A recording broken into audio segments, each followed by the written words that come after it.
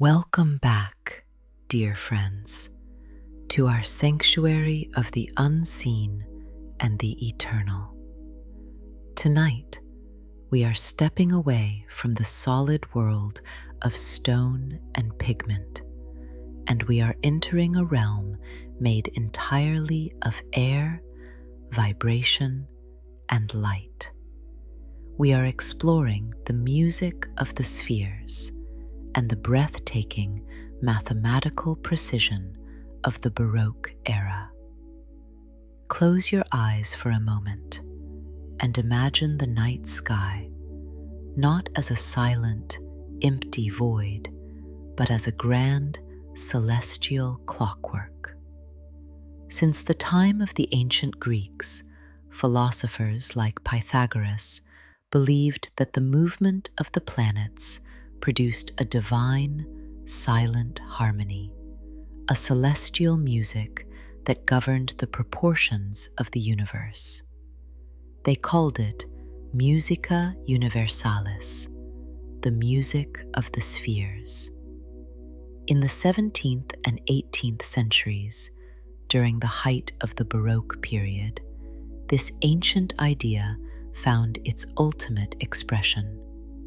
Composers like Johann Sebastian Bach, Antonio Vivaldi, and George Frideric Handel did not just write melodies, they were architects of sound. They believed that music was a mirror of the divine order, a mathematical language that could bridge the gap between the human soul and the infinite cosmos. Tonight, as you settle into your deepest state of relaxation, imagine yourself inside a vast, candlelit cathedral.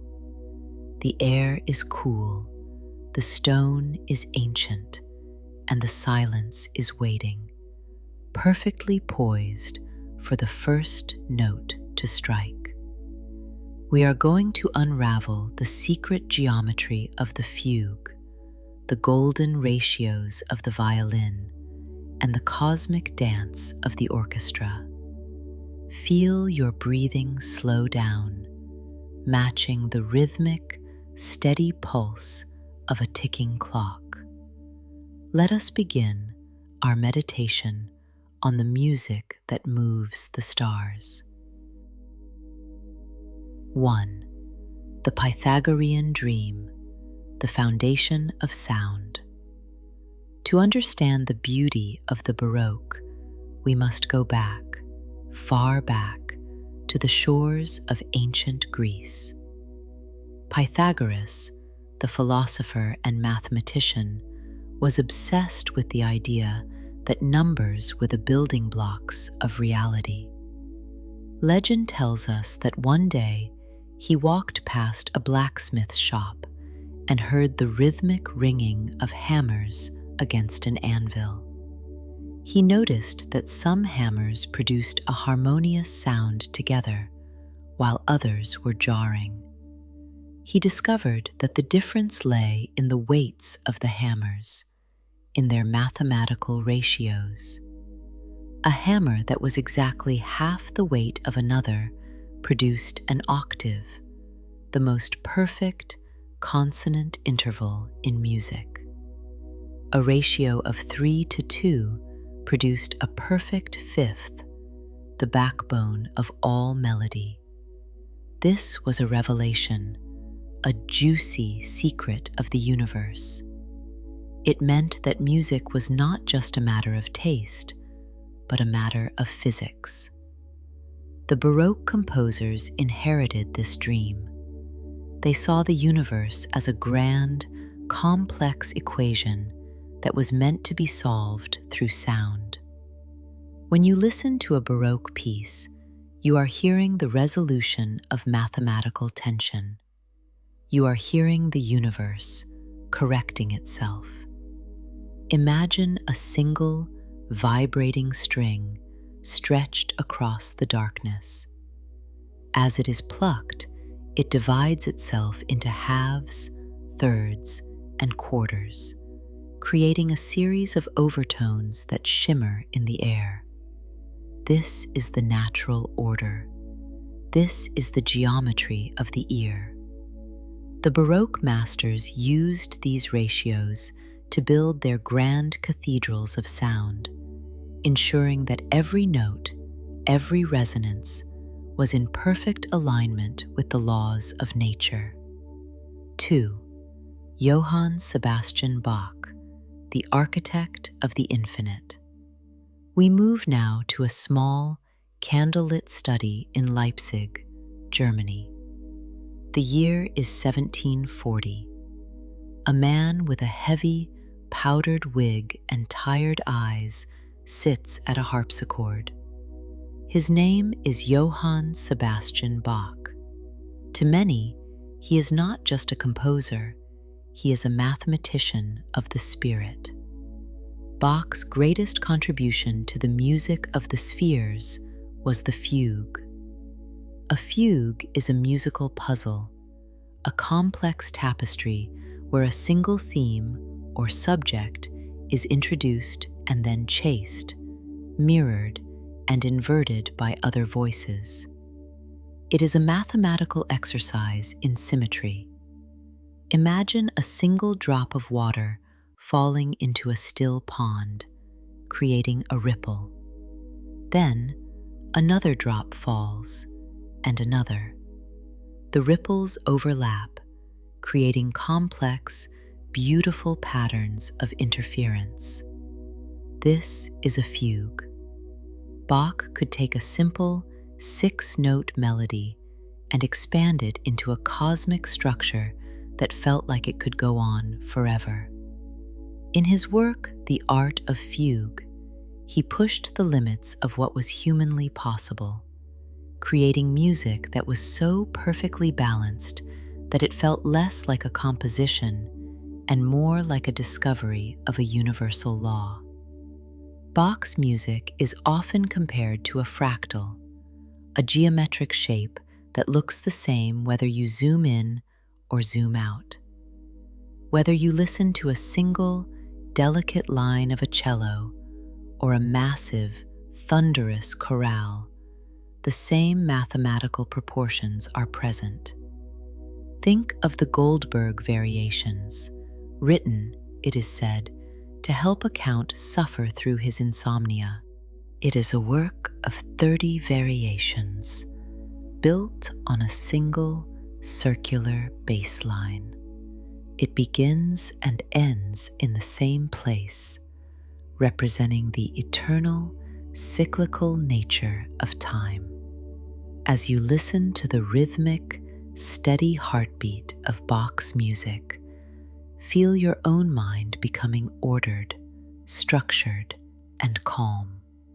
You are resting inside the mind of a genius who saw the face of God in the numbers on a page.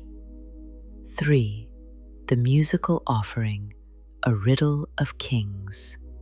One of the most profound examples of Bach's mathematical wit occurred near the end of his life in 1747. He was invited to the court of Frederick the Great of Prussia, a king who was himself a flutist and a lover of the arts. The king gave Bach a complex, jagged melody, the royal theme, and challenged him to improvise a 3-part fugue on the spot. Bach not only succeeded, but returned home to develop the theme into a massive work called The Musical Offering. It is a collection of canons and fugues that are literal mathematical riddles.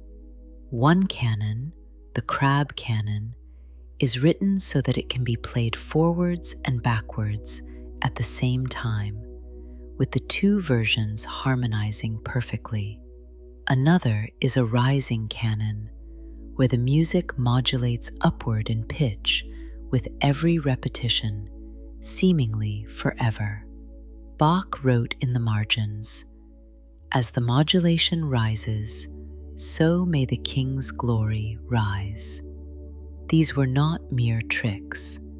They were demonstrations of the infinite potential of a single idea.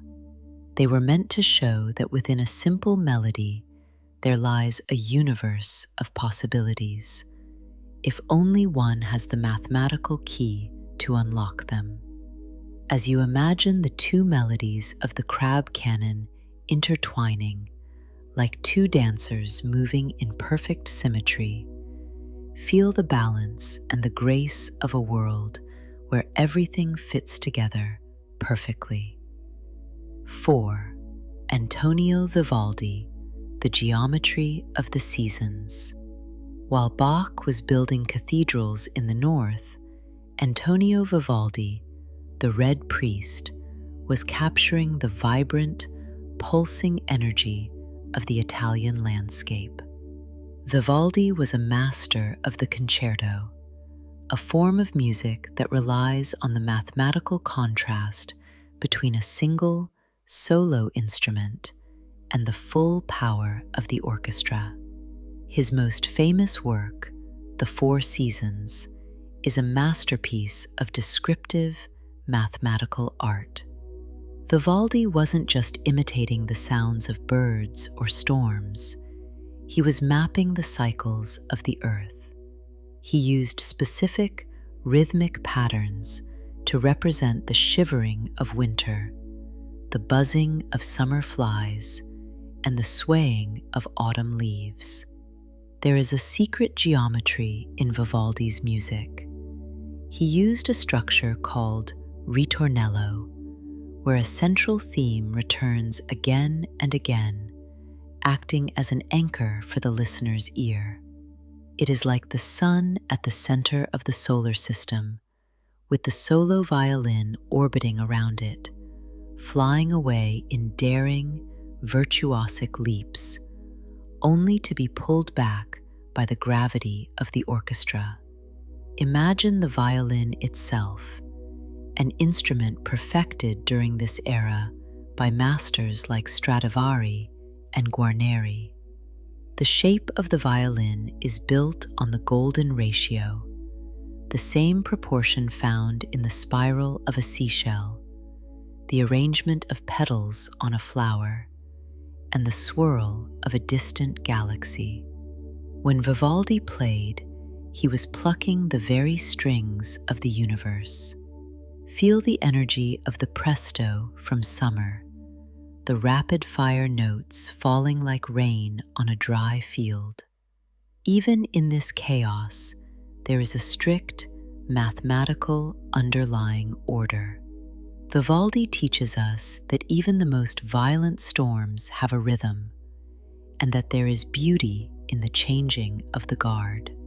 The seasons turn, the planets move, and the music follows perfectly in time. 5. The Clockwork Universe, Music and the Enlightenment. The Baroque era was also the era of the great clockmakers. This was a time when humanity began to see the world as a giant, precise machine, designed by a divine watchmaker. Scientists like Isaac Newton were mapping the laws of gravity, and composers were mapping the laws of harmony. Music was the bridge between these two worlds. A Baroque orchestra is a model of a perfect society and a perfect universe.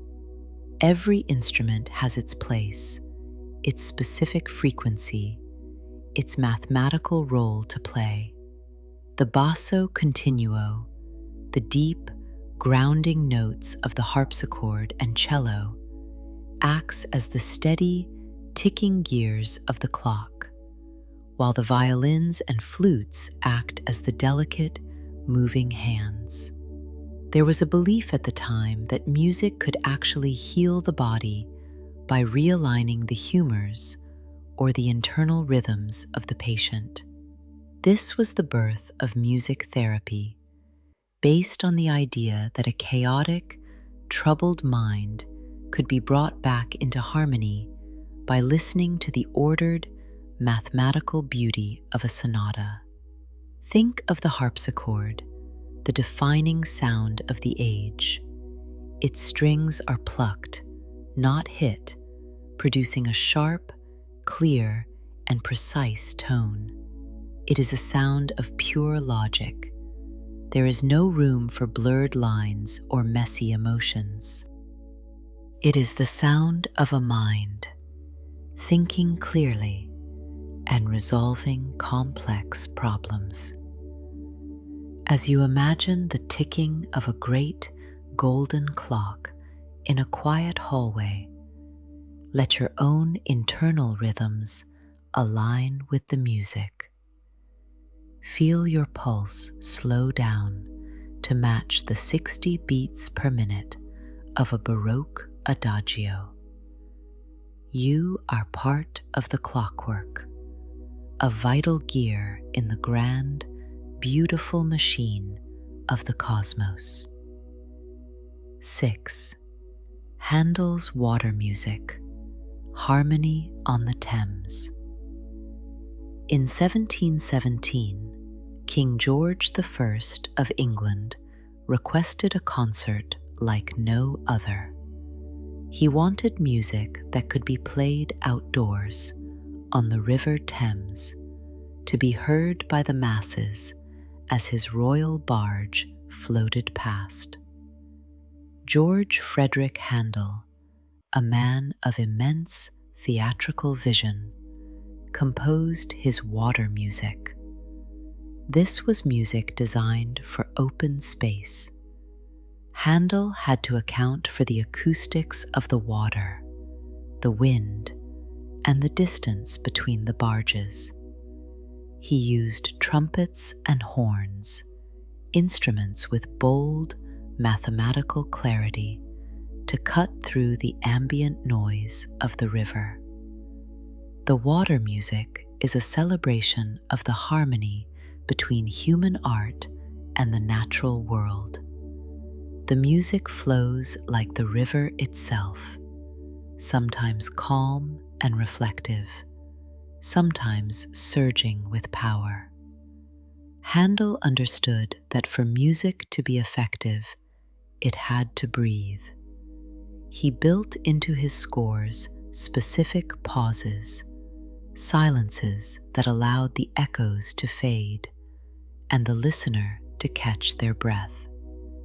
Imagine the scene, the torches reflecting on the dark, rippling water, the sound of the horns echoing off the stone bridges. The king was so moved that he asked for the entire suite to be played 3 times over. It was a moment where the music of the spheres descended to earth and touched the lives of the common people. Handel showed us that math doesn't have to be cold. It can be grand, it can be joyous, and it can be as fluid as a river. His music is an invitation to join in the dance, to recognize that the same laws that govern the tides also govern the melodies that make our hearts swell with pride. 7. The science of tuning, the well-tempered clavier. For the music of the spheres to truly work, the instruments must be in tune. But in the Baroque era, tuning was a deep, philosophical problem. In nature, the mathematical intervals of the Pythagorean scale don't quite fit together. If you tune every fifth perfectly, by the time you reach the top of the scale, you are slightly out of sync with the octaves. This was known as the wolf tone, a jarring, howling dissonance. Bach solved this problem with equal temperament. He supported a system where the mathematical impurity was spread out across all 12 notes of the scale, making every key usable. To prove his point, he wrote the Well-Tempered Clavier, a collection of 48 preludes and fugues in every possible major and minor key. This was a revolution. It meant that a composer could travel through the entire musical universe without ever sounding out of tune. It was the birth of the modern musical language. When you listen to Bach's preludes, you are hearing the sound of a compromise that created a new kind of freedom. It is the art of making the imperfect perfect. Imagine the hands of the keyboardist moving through the keys of C major, D minor, F sharp major, each one with its own distinct color and mood. This was the juiciest technical victory of the age, the moment humans learned to tame the wild, chaotic frequencies of nature and turn them into a civilized, universal system. 8. The architecture of sound, the Baroque cathedral. To truly experience Baroque music, one must imagine the space it was designed for. The great cathedrals and palaces of the era were not just buildings, they were resonant chambers designed to amplify the mathematical beauty of the music. A Baroque church is a riot of curves, gold leaf, and marble. But beneath the decoration, there is a strict geometric foundation. The architects used the same ratios as the composers. A window might be to a door as a perfect fifth is to an octave. The space was designed to create a specific reverb time, allowing the notes of an organ to hang in the air for several seconds, creating a natural, ethereal harmony. When the great organs of the 1800s began to play, the entire building became an instrument. The pipes, some as tall as trees, were tuned to the specific frequency of the room. The low, subsonic notes could be felt in the very marrow of your bones, while the high, silver notes seemed to descend from the clouds. This was the acoustic sublime. It was designed to overwhelm the senses, to make the listener feel small in the face of the infinite, yet perfectly safe within the mathematical order. The music was a ladder, helping the soul to climb out of the mundane world and into the celestial spheres. As you wander through this imaginary cathedral in your mind, notice the light filtering through the high, stained glass windows. The colors move across the stone floor in a slow, rhythmic dance. The air is heavy with the scent of beeswax and old wood. Everything is in its place. Everything is in harmony. 9. The Baroque garden, geometry in bloom. The same mathematical principles that governed the music were applied to the landscape. The gardens of the Baroque, like those at Versailles, were fugues of green. They were designed with absolute symmetry. Every hedge was trimmed to a specific angle. Every fountain was placed in a geometric relationship to the central palace. Composers often wrote music specifically for these outdoor spaces. Imagine a string quartet playing in a small, hidden grove surrounded by statues of Greek gods. The music and the garden were two parts of the same whole. They were both attempts to impose human order upon the wilderness. A stroll through a Baroque garden was a musical experience. As you walked, the perspective would change, revealing new themes of flowers and water, just as a fugue reveals new layers of sound. It was a meditative journey through logic and beauty. Think of the sound of water splashing into a marble basin, a steady, rhythmic beat that provided the ground base for the singing of the birds. In this world, there was no distinction between art, nature, and mathematics. They were all reflections of the same divine mind. Feel yourself walking down a long, gravel path flanked by perfectly manicured yew trees as the music of a distant violin floats toward you on the afternoon breeze. 10. The theory of the effects, engineering emotion. Beyond the numbers of the notes, the Baroque masters practiced a deep psychological science known as the Doctrine of the Effects. In the 17th century, philosophers and composers believed that the human soul was a physical instrument, much like a lute or a violin.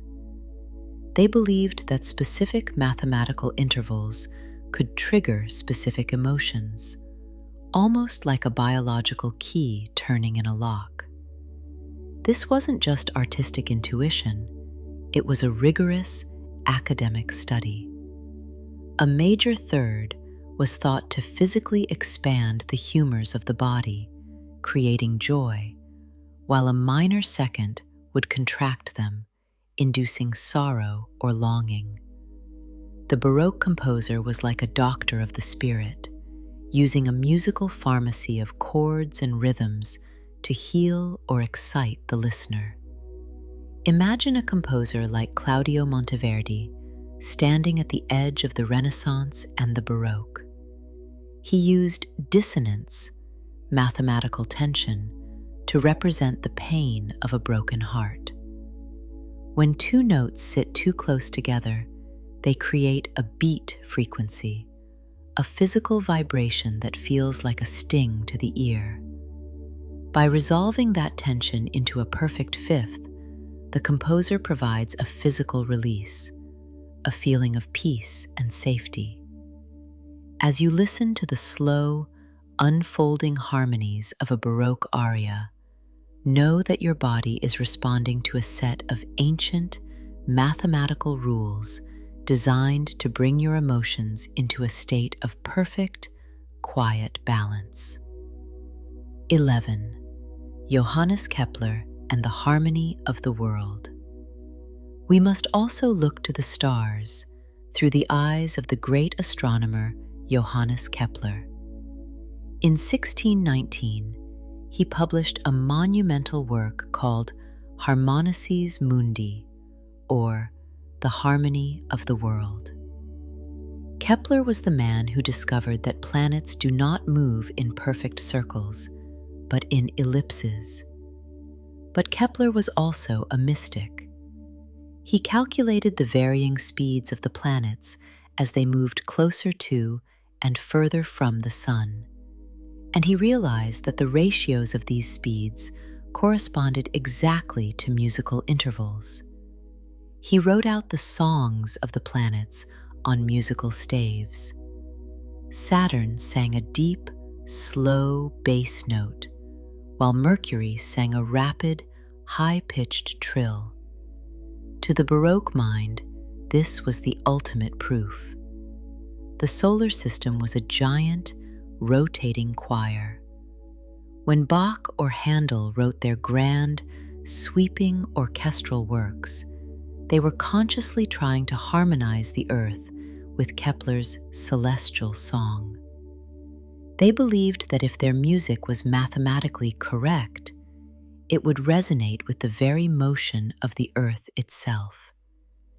As you drift toward sleep, imagine the heavy, slow drone of the outer planets providing a foundation for the light, dancing melodies of the inner worlds.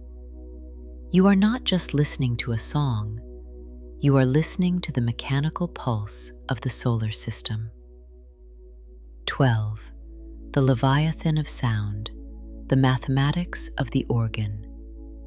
In the center of the great Baroque cathedrals stood the king of instruments, the pipe organ. To look at a Baroque organ is to look at a massive, vertical forest of lead and tin pipes. It is the most complex machine built by humanity before the Industrial Revolution. The art of the organ is entirely mathematical. Every pipe is a physical calculation. To produce a note an octave lower, the pipe must be exactly twice as long. To create a flute sound versus a trumpet sound, the diameter and the shape of the mouth of the pipe must follow a precise geometric ratio. Bach, who was a famous consultant for organ building, would walk into a church and test the lungs of the instrument, knowing instantly if the wind pressure was in balance with the acoustics of the stone. When the organist pulls the stops, they are combining different frequencies to create a compound sound. It is an additive synthesis of math. A single key press can trigger 50 different pipes at once, creating a wall of sound that vibrates the very air in your lungs. This is the sublime in its purest form, a moment where math becomes so large, so powerful, that it transcends logic and becomes a spiritual experience. Feel the deep, resonant bass of the pedal notes vibrating in the floor beneath you. It is a steady, grounding force, like the foundations of the earth itself. 13. The art of the continuo, the eternal heartbeat. Finally, we must consider the basso continuo. This is the rhythm section of the Baroque era, usually consisting of a harpsichord and a cello or a bassoon. In a Baroque score, the composer often only wrote a single line of music for the bass, with tiny numbers written underneath. This was called figured bass. The performer had to use these numbers to realize the harmony on the fly. It was a form of mathematical improvisation. The numbers told them exactly which intervals to play, but the performer chose how to voice them. It was a perfect balance of strict law and individual freedom. The continuo is the heartbeat of the music of the spheres. It never stops. It provides the constant, ticking energy that allows the violins to soar and the singers to cry out. It is the golden thread that holds the entire universe together. As you relax into your bed, let your mind follow that steady, unwavering bass line. It is an anchor in the storm, a constant, reliable presence that tells you that everything is in order and everything is exactly as it should be. 14. Domenico Scarlatti, the geometry of the keyboard. In the courts of Spain and Portugal, another master was exploring the music of the spheres on a smaller but no less profound scale. Domenico Scarlatti wrote over 550 sonatas for the keyboard. Scarlatti's music is like a collection of brilliant mathematical jewels. Each sonata is a short, intense exploration of a single musical idea. He used daring harmonies, sudden leaps, and crossing of hands to create a sense of three-dimensional space on the keyboard. His music is full of Spanish sunshine, the clicking of castanets, and the rhythmic strumming of guitars. But beneath the folk-inspired melodies, there is a relentless, logical drive. He was obsessed with symmetry. If a melody moved up, it had to eventually move down. If a rhythm became complex, it had to find its way back to the steady, grounding beat. Scarlatti's sonatas are like mathematical proofs. He poses a question, a musical problem, and then spends the next 3 minutes solving it with wit and grace. He reminds us that the music of the spheres can be playful. It can be a game. The universe is not just a cold machine. It is a source of infinite creative joy. 15. The physics of the string, a deeper look. Let us pause for a moment and consider the physics of the instruments that made this music possible. A violin string, a gut cord stretched tight over a wooden bridge, is a miracle of nature.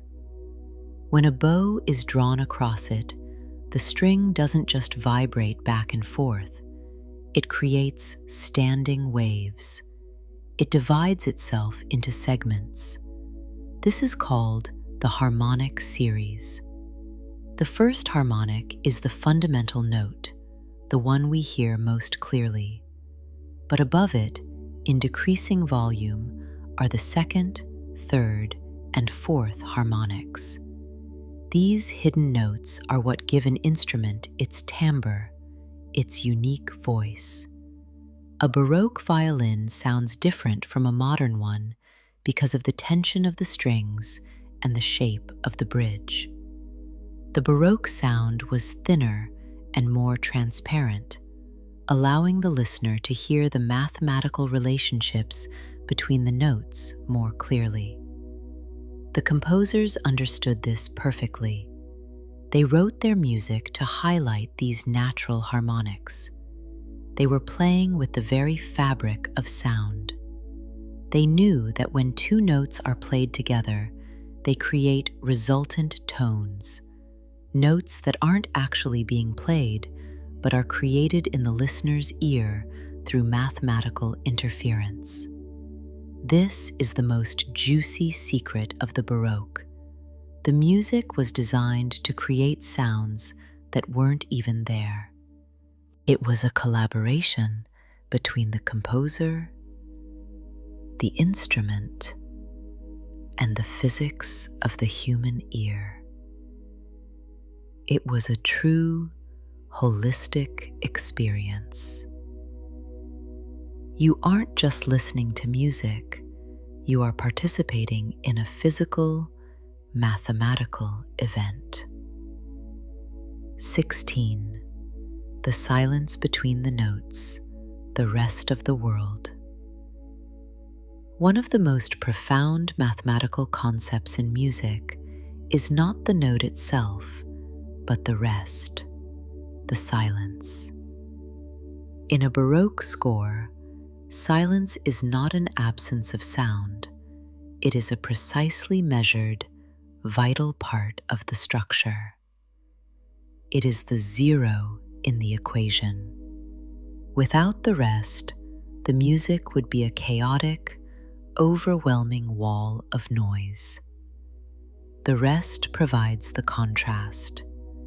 It allows the previous note to ring in the listener's memory. It creates expectation. The Baroque masters were experts at using silence to create tension. Think of the sudden, dramatic pause in a Handel oratorio, or the breath-like gaps in a Bach cello suite. These silences are where the music of the spheres truly resides. It is in the space between the movements of the planets that we find the true harmony. As you prepare for sleep tonight, think of the silences in your own life. Think of the space between your breaths. In the mathematical beauty of the Baroque, every silence is a preparation for a new, beautiful sound. Every end is a beginning. The music of the spheres is still playing, even if we cannot hear it with our physical ears.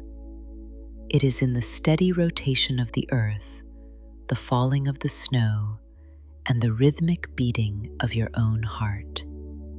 You are a part of the grand mathematical masterpiece. You are in tune. You are in sync.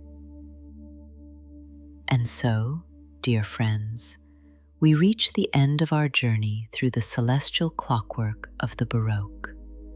We have traveled from the anvils of Pythagoras to the candlelit studies of Bach and the high, golden altars of the great cathedrals. We have seen that music is not just an art, it is a science. It is a language of numbers, proportions, and physical laws. But it is also a language of the soul. The Baroque masters showed us that when we follow the math, we find the beauty. When we follow the logic, we find the peace. As you drift off to sleep, let the steady, rhythmic pulse of this ancient music echo in your mind. Imagine the planets spinning in their perfect, circular orbits, producing a silent, silver harmony that fills the universe. You are safe within that order. You are a note in a grand, eternal symphony. Feel the tension leaving your body, like a string being slowly loosened. Let your thoughts become as clear and as precise as a harpsichord melody. You are resting in a world governed by beauty and balance. May your dreams be as harmonious as a Bach fugue and as vibrant as a Vivaldi concerto. Sleep well, dear friends, and find comfort in the knowledge that the music of the spheres never, ever stops. Good night.